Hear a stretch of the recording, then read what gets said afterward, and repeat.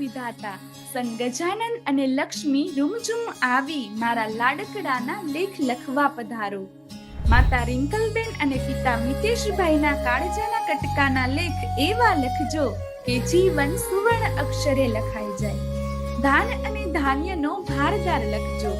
દાદા સવજીભાઈ અને દાદી કંચનબેનના કુળદીપકને અનેક પેઢીઓનો તારણહાર લખજો. મોટા પપ્પા વિશાલભાઈ અને મોટા મમ્મી હિનાબહેનના વહાલ સોયા દીકરાને વહાલનો દરિયો લખજો.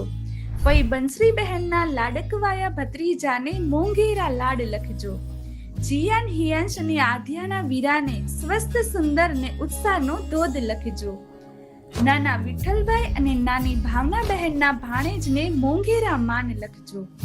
મામા ભૌતિકભાઈ અને મામી આરતી બહેનના આંખોનું રતન અને માસી પાયલબેન અને માસા સંજયભાઈના સ્ટારને લાંબુ જીવન લખજો.